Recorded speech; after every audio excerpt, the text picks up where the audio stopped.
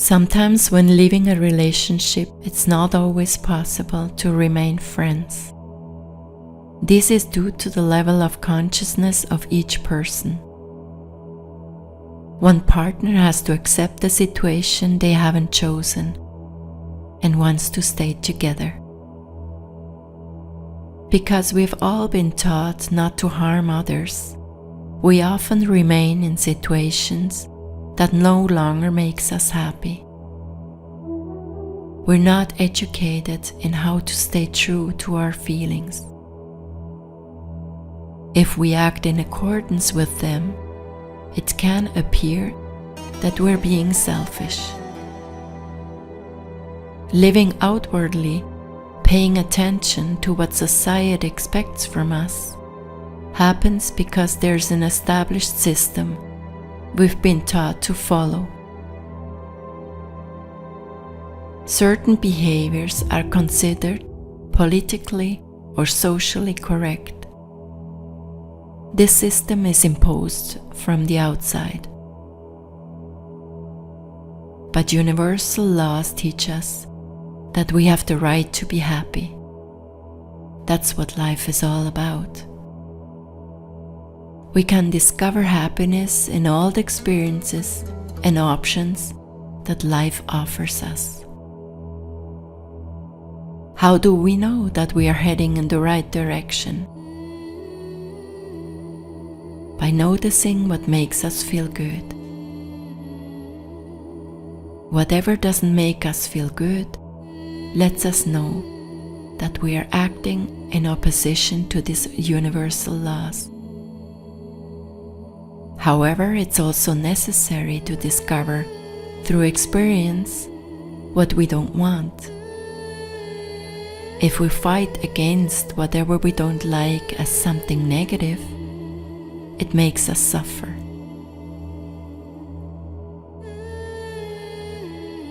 I invite you to instead see each of these experiences as a form of apprenticeship.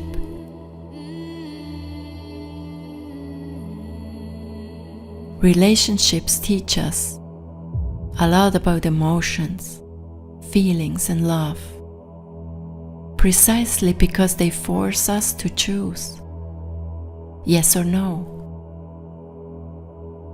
We've been taught to say yes to everything, even if we don't want to. We feel the need to excuse and justify ourselves. However, it's unnecessary to give these elaborate explanations. Simply saying yes or no is enough.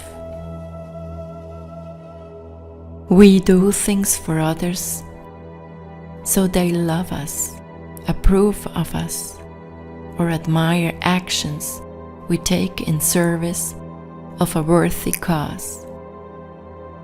We give speeches so others can see how smart we are.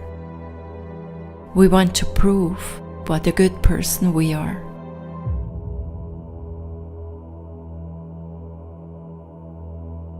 We forcefully project ourselves outward as a way of compensating for our lack of self-esteem.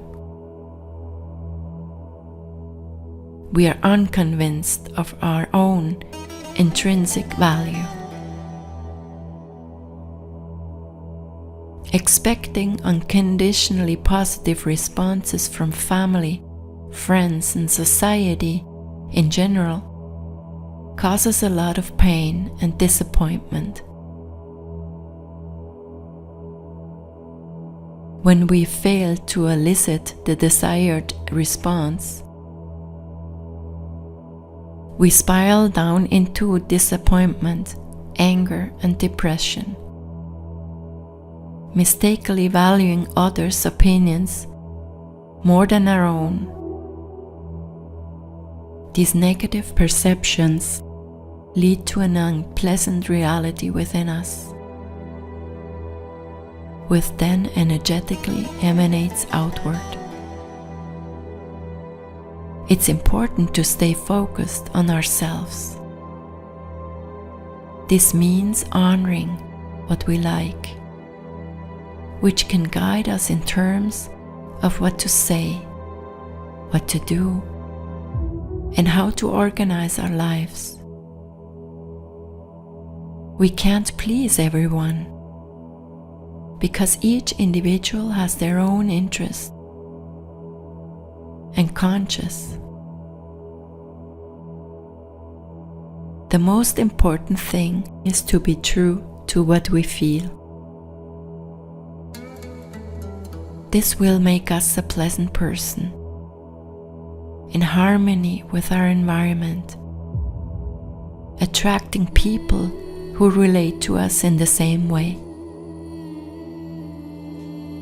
Automatically, our lives become more balanced, and we feel happier and more confident.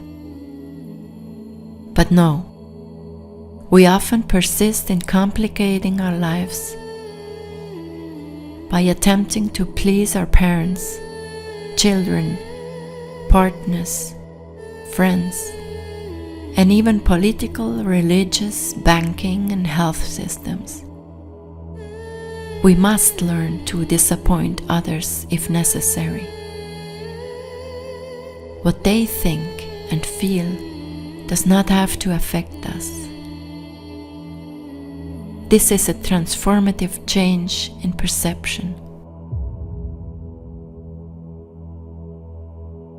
Don't allow others who do not agree with us to change our inner state. That's giving up our power. We are all made the same. What matters is what we do with it. Only you have the power to create who you are on the inside, regardless of what occurs on the outside. You manage your own inner world. Negative beliefs are repetitive thoughts, generating emotions that then provoke certain behaviors.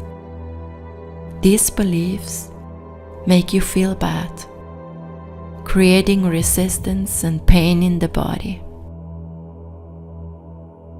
If instead you learn to hold positive thoughts, you will begin to feel good. By becoming aware of your thoughts, you can transform a negative thought into a positive one. Practice observing your thoughts and notice what happens in your mind. Being consistent in this practice will begin to change your way of thinking. Even easier, observe how you feel and what belief is behind that feeling. With practice, it will get easier over time. Whenever someone makes a request or is interested in something about you, pause before responding. First, ask yourself how you feel and what thought is behind this feeling. If it's positive, go ahead and agree. If not, don't commit yourself, because the consequences will be negative for both parties. Have the courage to say no. Society imposes a lot on us, and by listening to negative comments and social rejection, we give up our power, allowing ourselves to be dominated. Practicing courage will become easier and easier over time.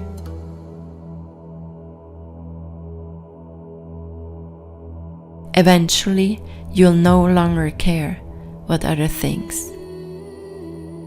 And negative, self-absorbed people will disappear from your life or change their attitude towards you.